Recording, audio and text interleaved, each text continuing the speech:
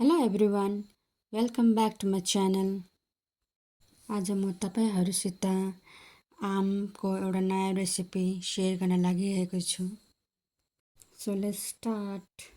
सबभन्दा पहिला चाहिँ मैले यहाँ आँप लिएको छु। हाम्रो गार्डनको फ्रेस आँप मैले चाहिँ धोएर रेडी बनाएको छु। हेर्नुहोस्, काँचो आँप। अहिले चाहिँ यो आँपको सिजन हो।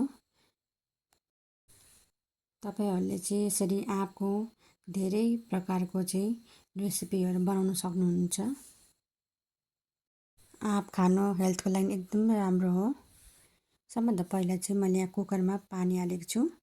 अब यो पानीभित्र चाहिँ यो धोएको आँपलाई चाहिँ हाल्नुपर्छ र हामीले 6-7 सिटी लगाउनुपर्छ। मजाले पकाउनुपर्छ आँपलाई चाहिँ।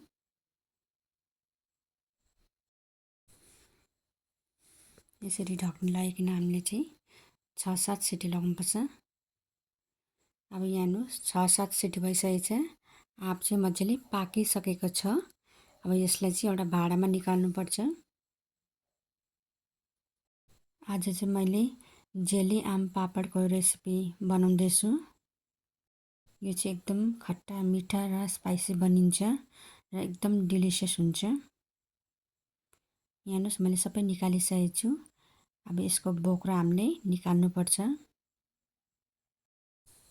यो आम जेली पापड चाहिँ तपाईँहरूले एनी टाइम खान सक्नुहुन्छ र तपाईँहरूले यसलाई स्टोर गरेर पनि राख्न सक्नुहुन्छ। यो चाहिँ एकदम राम्रो हुन्छ, बिग्रिँदैन।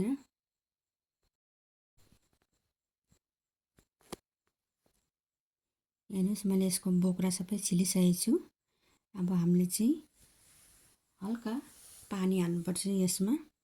पानी हालेर चाहिँ हामीले म्यास्ट गर्नुपर्छ।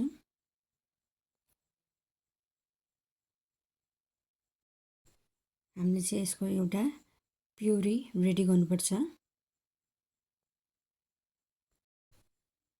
यसरी मजाले हातले। अब यहाँ हेर्नुहोस्, प्युरी रेडी भइसकेको छ। यसमा चाहिँ केही दानाहरू छैन। मैले चाहिँ कराई बसाइरहेको छु। अब यसमा चाहिँ हामीले यो प्युरी हाल्नुपर्छ। हालेर चाहिँ हामीले अब पकाउनुपर्छ यसलाई। अब म यसमा एड गर्छु चिनी, सुगर। तपाईहरूलाई चाहिँ कतिको गुलियो मनपर्छ त्यसको हिसाबले हाल्नु सक्नुहुन्छ। म चाहिँ यहाँ 3 चम्ची हालेको छु। बादमा चाहियो भने फेरि अझै हाल्छु। तपाईँहरूले टेस्ट गरेर फेरि हाल्नु सक्नुहुन्छ। बेसी अमिलो भयो भने तपाईँहरूले फेरि एड गर्नु सक्नुहुन्छ यसरी बिचमा। अब यसमा अलिकति सल्ट, नुन हाल्दैछु। तपाईहरूले चाहिँ काँचो आँप अथवा पाकेको आँपको पनि बनाउन सक्नुहुन्छ।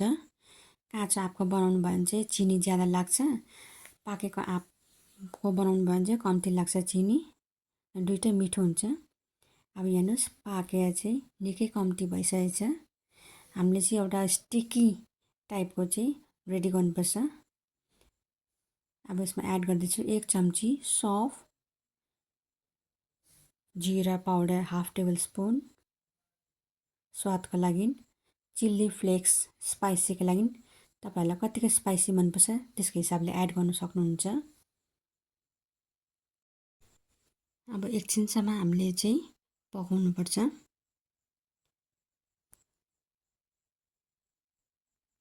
अब यहाँ हेर्नुहोस्, यो प्युरी चाहिँ घटेर आधी भइसकेको छ र स्टिकी टाइपको भइसकेको छ। अब हामीले चाहिँ यसलाई एउटा ढक्नीमा अथवा प्लेटमा यसरी ग्रिस गर्नुपर्छ। मैले चाहिँ यहाँ ढक्नी लिएको छु। तपाईँहरूले प्लेट पनि लिन सक्नुहुन्छ। यसरी हामीले तेलले चाहिँ ग्रिस गर्नुपर्छ, वरिपरि चाहिँ लगाउनुपर्छ। लगाइसकेपछि चाहिँ हामीले यो जुन चाहिँ प्युरी छ यो चाहिँ ढक्नीमा हाल्नुपर्छ। हालेर चाहिँ हामीले चारैतिर चाहिँ हामीले स्प्रेड गर्नुपर्छ।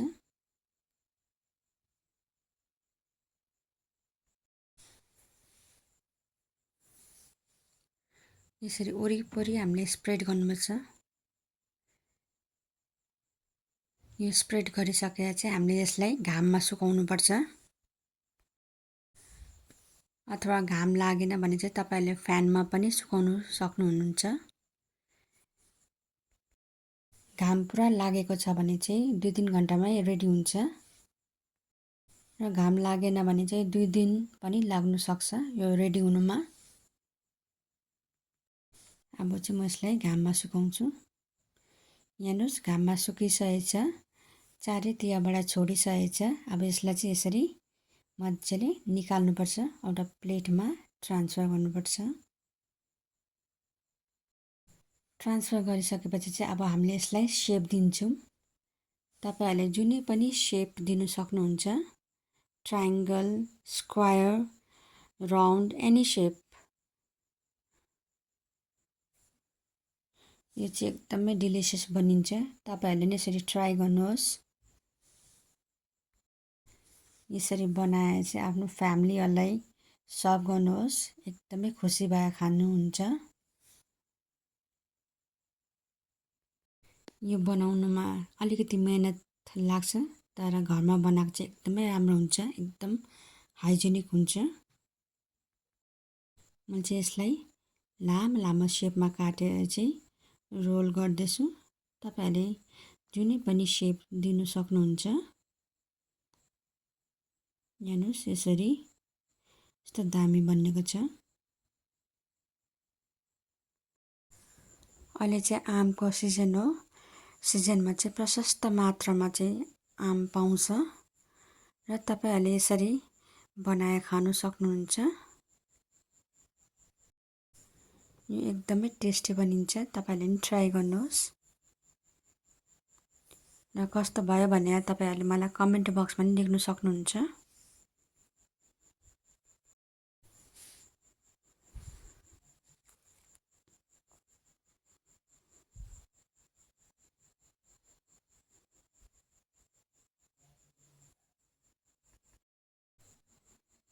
यसरी मजाले बनाउनु पर्छ। यो चाहिँ लास्ट वान। हेर्नुस् मैले बनाइसकेको छु। तपाईले यतिकै खाँदा हुन्छ अथवा यसलाई सानो पिस गरेर खान सक्नुहुन्छ तपाईहरुले।